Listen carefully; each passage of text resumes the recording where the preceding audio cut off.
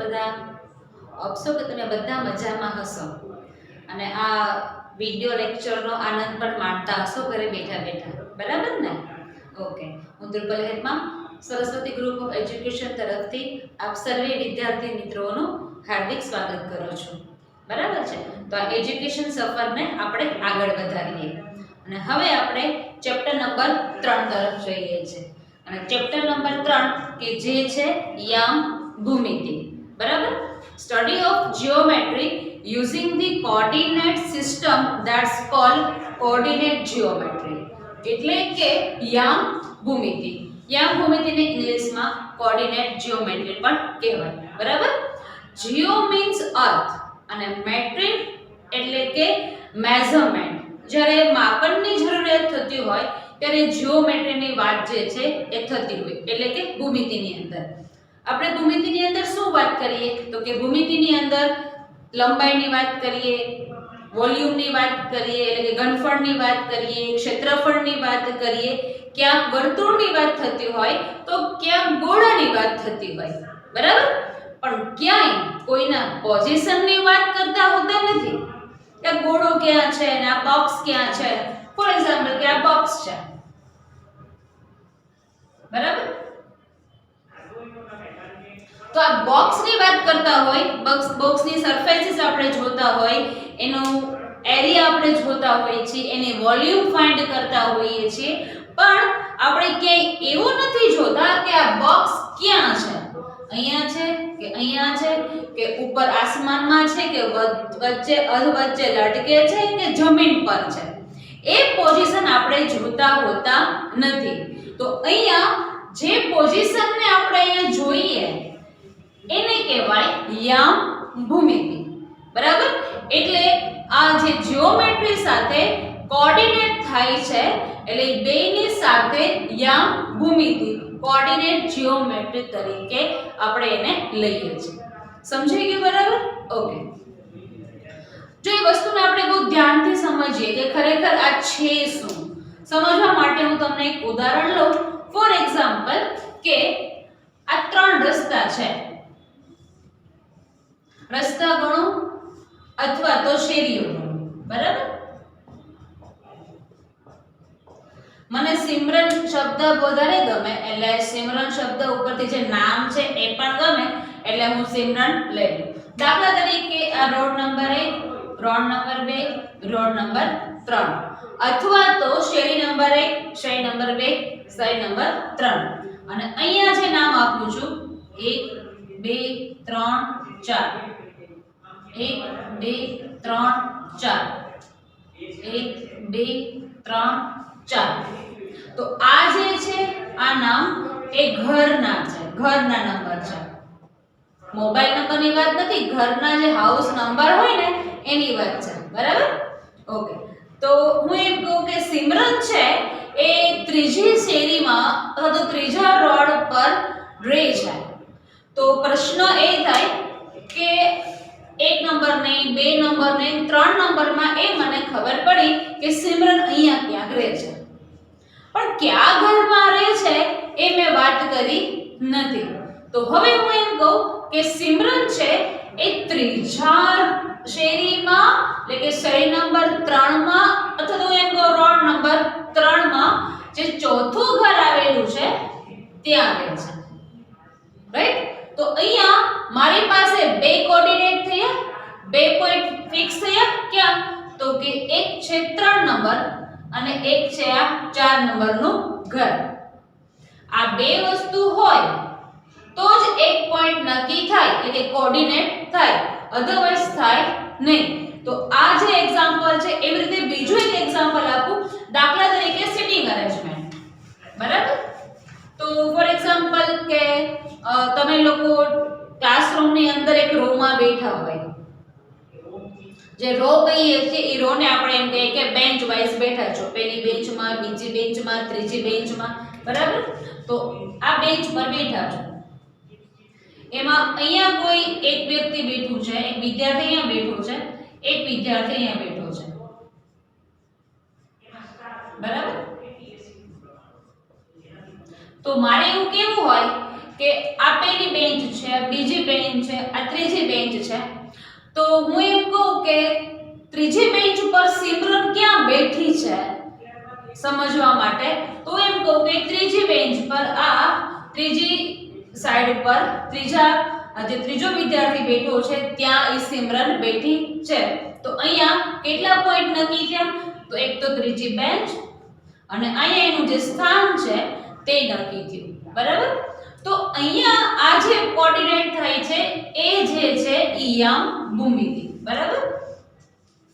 તો કહેવાનો અર્થ એ છે કે અહીંયા આપણે કોઈ વસ્તુનું સ્થાન ક્યાંથી ક્યાં પોઝિશન ઉપર છે એ નક્કી કરીએ છે, એટલે કે યામ ભૂમિતિ, કોઓર્ડિનેટ જીઓમેટ્રી. રાઈટ? હવે હું એમ કહું કે સમજવા માટે કે તમારી પાસે કોઈ એક પોઈન્ટ હોય કે ક્યાંથી ક્યાં લઈ જવો છે એ પોઈન્ટને, તો એ સમજવા માટે તમારી પાસે બે વસ્તુ તો હોવી જોઈએ ને. હવે બીજો પ્રશ્ન એ થાય કે આનો ક્યાંક એપ્લાય તો યામ ભૂમિતિ જે છે એ ક્યાંક એપ્લાય તો થતું હશે ને, ક્યાંક રિયલ લાઈફમાં ક્યાંક ઉપયોગમાં તો આવતું હશે ને. ઓબ્વિયસલી ભણવામાં આવે છે તો રિયલ લાઈફમાં પણ ઉપયોગમાં આવતું જ હોય. તો કે ક્યાં આવે? તો કે એક તો કન્સ્ટ્રક્શનમાં યુઝ થાય, બીજું મેપમાં યુઝ થાય. એમાંય ખાસ કરીને આગળ જઈએ તો એસ્ટ્રોફિઝિક્સ હોય, એસ્ટ્રોફિઝિક્સમાં પણ જે છે એ આ કોઓર્ડિનેટ જીઓમેટ્રી છે યુઝ થાય. એરોપ્લેન નેવિગેશન હોય તો એરોપ્લેન નેવિગેશનમાં બી આ કોઓર્ડિનેટ જીઓમેટ્રી છે યુઝ થાય. ઇન ઓબ્વિયસલી કે મેડિકલ સાયન્સમાં પણ આ જે છે એ યુઝ થાય. કેવી રીતે? તો કે એમઆરઆઈ કરાવ્યો હોય, એક્સરે કરાવ્યું હોય, સીટી સ્કેન કરાવ્યું હોય, તો ઈ જે કરાવ્યું હોય એમાં બોડીના ઇનર પાર્ટ્સમાં ક્યાં કઈ રીતે જગ્યા છે, ક્યાં શું પ્રશ્ન છે, ક્યાં સ્થાન પર ક્યાં ભૂલ છે કે ક્યાં, એ સમજવા માટે એના માટે પણ આ જે છે એ ઉપયોગમાં થતું હોય છે યામ ભૂમિતિ. તો એ વસ્તુ ખબર પડી ગઈ કે અહીંયા ક્યાં જે છે યામ ભૂમિતિનો ઉપયોગ થાય છે. રાઈટ? હવે જુઓ, આ જે યામ ભૂમિતિ જે છે એ જે સમતલ એટલે શું? તો કે તમારી સામે જો વ્હાઇટ બોર્ડ દેખાય છે એ પણ એક સમતલ છે જે આપણે ભૂમિતિની અંદર સમજી ગયા હતા. બરાબર? એને પણ એક x એક્સિસ અને y એક્સિસ હોય છે. x એક્સિસ અને y એક્સિસ એટલે 2D ડાયમેન્શન કોઈ ફ્લોર છે, જમીન છે, તો એને પણ x એક્સિસ અને y એક્સિસ જે છે આ રીતે હોય. બરાબર? તો 2D ડાયમેન્શન હોય એટલે એની અંદર પણ આ જે છે એક પોઈન્ટ છે એ નક્કી થતો હોય છે.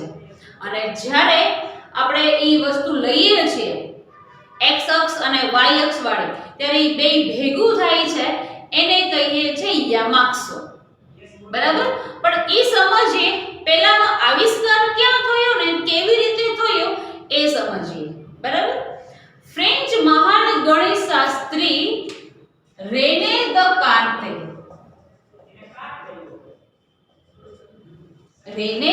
દકાર્તે ફ્રેન્ચ મહાન ગણિતશાસ્ત્રી એકવાર પલંગ ઉપર સૂતા હતા ત્યારે એની આજુબાજુ ઉપર એક કોઈ એવી જીવજંતુ કે મધમાખી ગણો કે કોઈ ઇન્સેક્ટ ગણો, બરાબર, એની આસપાસ ફરતી હતી, ઉડતી હતી.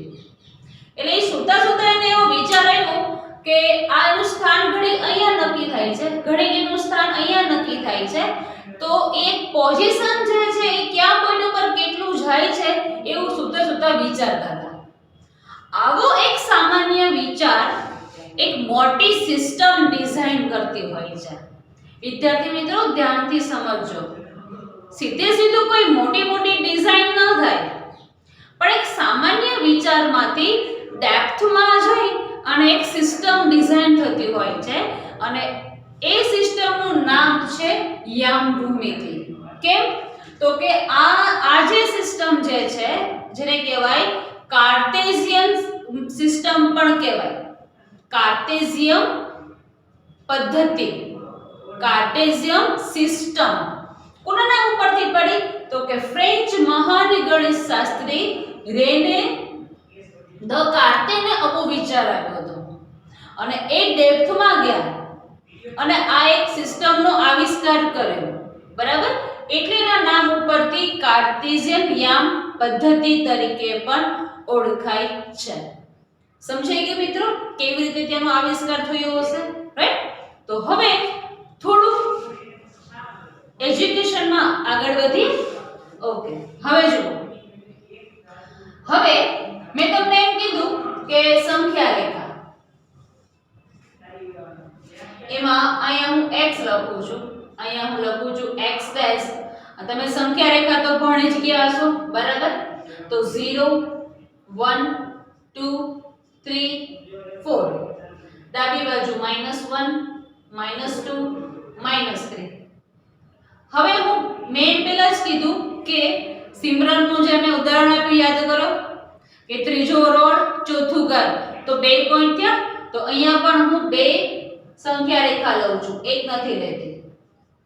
એમાં 0 1 2 3 4, ડાબી બાજુ -1 -2 -3, બરાબર?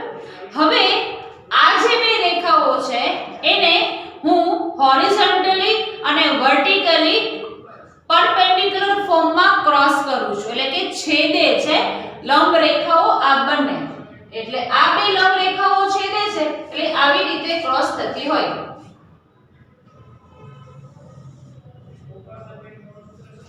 અને બીજું આવી રીતે. આ જે આડી રેખા જેને કહેવાય હોરિઝોન્ટલ લાઈન, જેને ગુજરાતીમાં કહેવાય સમક્ષિતિજ રેખા, એને હું કહું છું x અક્ષ. x અક્ષ. અને જે ઊભી શિરોલંબ રેખા છે જેને કહેવાય વર્ટિકલ, એને કહું છું હું y અક્ષ. હવે અને આ બે રેખા જ્યાં છેદે છે ત્યાં નામ આપું છું બિંદુ O, એટલે કે ઉગમ બિંદુ, અથવા તો ઇંગ્લિશમાં ઓરિજિન. રાઈટ? સમજાઈ ગયું? હવે જુઓ, આ એક્ચ્યુઅલી હતી શું? સંખ્યા રેખા જ હતી. તો જમણી બાજુ 1 2 3 4 5, ડાબી બાજુ -1 -2 -3 -4. અહીંયા જમણી બાજુ ઉપર y અક્ષ ઉપર 2 3 4 5, નીચે -1 -2 -3 -4. બરાબર છે? તો શું થયું? 0 થી x તરફ અહીંયા 0 હશે અને ઉગમ બિંદુ આપ્યું છે O, બરાબર? તો આ એક કિરણ થયું. શું થયું? કિરણ. તો કિરણ OX તરફ, કિરણ OX તરફ બધી પ્લસ એટલે કે પોઝિટિવ સંખ્યાઓ, ધન સંખ્યાઓ છે. અને જે ઋણ સંખ્યાઓ છે એને હું કહું છું x ડેશ. એવી રીતે અહીંયા જે ઋણ સંખ્યાઓ છે એને કહું છું હું y ડેશ. બરાબર? તો 0 O થી x કિરણ તરફ, કિરણ OX તરફ પ્લસ કિરણ OX ડેશ તરફ બધી ઋણ સંખ્યાઓ. એવી રીતે કિરણ OY એના તરફ બધી પ્લસ સંખ્યાઓ, અને નીચે કિરણ OY ડેશ તરફ બધી ઋણ સંખ્યાઓ આવેલી છે. આ જે x અક્ષ છે એ જે y અક્ષ છે એ બંનેને આપણે સાથે બોલવું હોય તો યામાક્ષો બોલાય. શું બોલાય? યામાક્ષો. અને મેં પહેલા જ વાત કરી કે આ સમતલની અંદર જે છે એ લખાતું હોય છે, અને એમાં પણ આ જીઓમેટ્રીમાં સમતલ શબ્દ છે, પણ જ્યારે હું કોઓર્ડિનેટ જીઓમેટ્રી બોલું છું એટલે કે યામાક્ષો બોલું છું, યામ બોલું છું, એટલે આને યામ સમતલ કહેવાય. શું કહેવાય? યામ સમતલ પણ કહેવાય, અથવા તો x અક્ષ y અક્ષ પણ કહેવાય, અથવા તો ધ કાર્તીના નામ ઉપરથી કાર્ટેશિયન પદ્ધતિ પણ કહેવાય. બરાબર, કાર્ટેશિયન સિસ્ટમ. હવે જુઓ, આવી રીતે x અને y અક્ષ ઈ બે એકબીજાને ઇન્ટરસેક્ટ થયા 8 પોઈન્ટ O એટલે કે O પાસે છેદે છે લંબ રેખા. તો થયું શું? તમે જુઓ છો આ ચાર ભાગ દેખાય, 1 2 3 અને 4. બરાબર, તો આ યામ ભૂમિતિમાં આ જે આ પહેલો ભાગ છે એને કહેવાય પ્રથમ ચરણ. આ ચરણ કહેવાય. આ જે ચાર ભાગ જે છે શું કહેવાય? ચરણ. દ્વિતીય ચરણ, તૃતીય ચરણ અને ચતુર્થ ચરણ. ચાર ચરણ થયા. તો એ ચાર ચરણમાં શું આવે? તો કે જુઓ, ખૂણો x o y. આ જે ખૂણો x o y છે, x o y એ પ્રથમ ચરણ કહેવાય. બરાબર, પછી x ડેશ o y એટલે ખૂણો x ડેશ o y એ શું કહેવાય? દ્વિતીય ચરણ.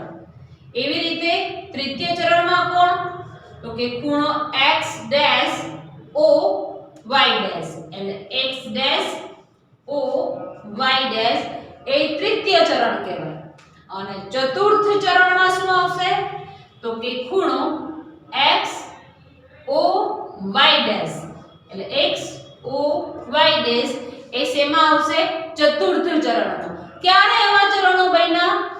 તો જ્યારે બે x અક્ષ અને y અક્ષ એકબીજાને આવી રીતે લંબ રેખાઓ એકબીજાને છેદે એટલે આ જે ભાગ પડ્યા, જે આ તમને ચોખંડા દેખાય છે, એને શું કહેવાય? ચરણ કહેવાય.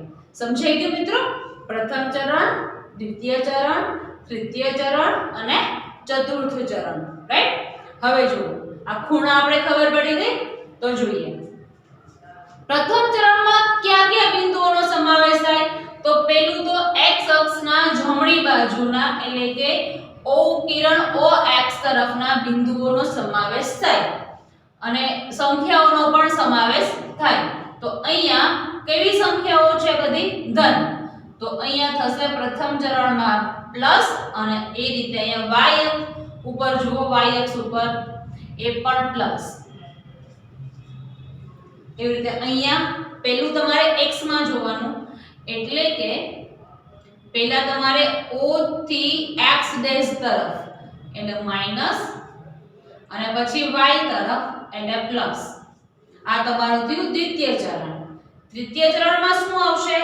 તો કે તૃતીય ચરણની અંદર પહેલા x ડેશ વાળું માઈનસ અને y ડેશ વાળું એટલે એ પણ માઈનસ.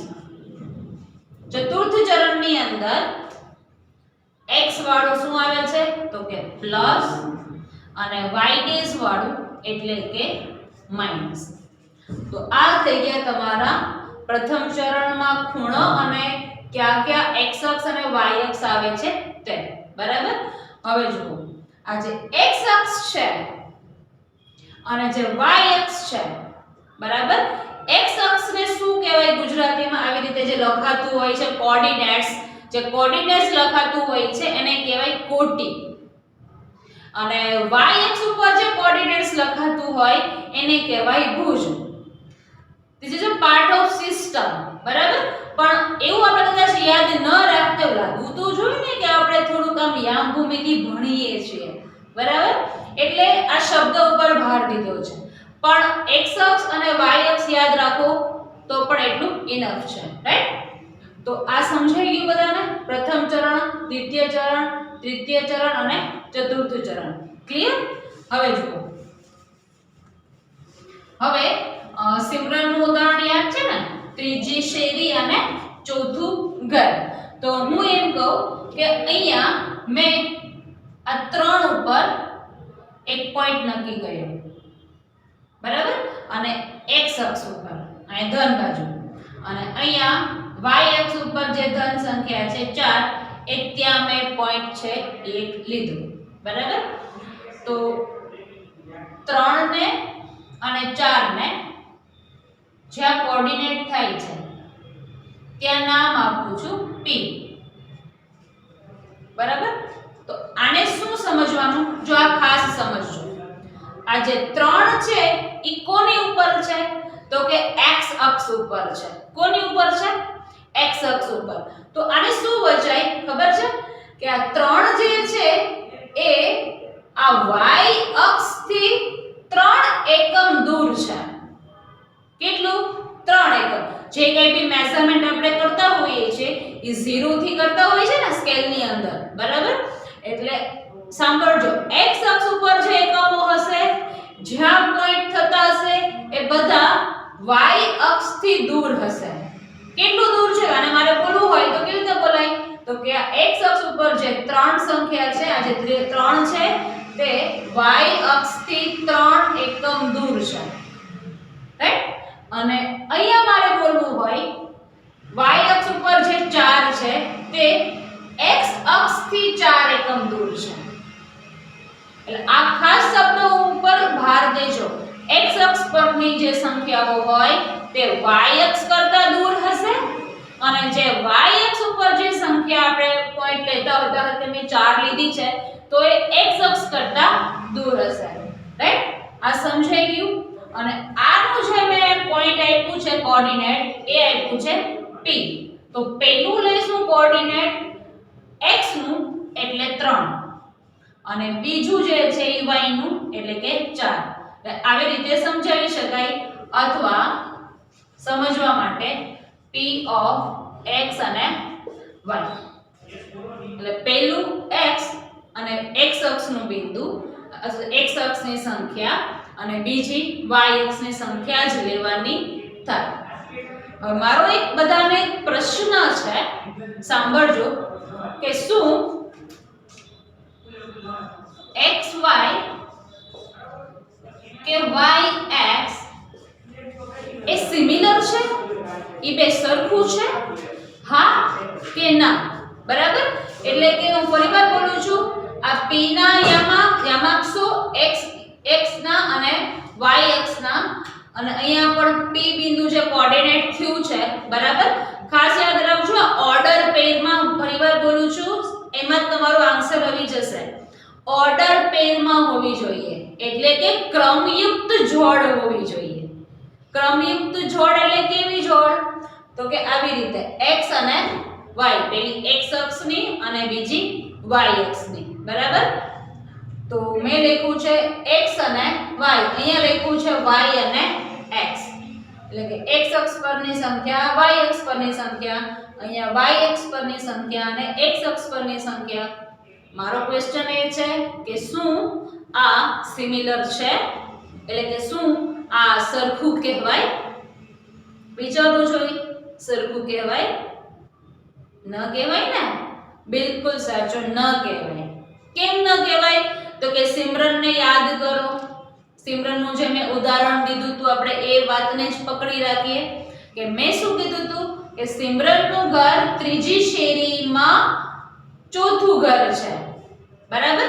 તો હું એમ સમજવા માટે લખું સિમરનનો s, અને અહીંયા પહેલું છે x અક્ષમાં જે છે એ ત્રીજું ઘર, બરાબર, ત્રીજી શેરી અને ચોથું ઘર.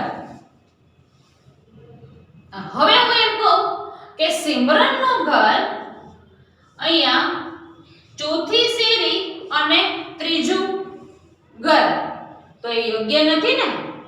એટલે જ કહું છું કે આ p xy અને yx એ સરખા નથી, સિમિલર નથી.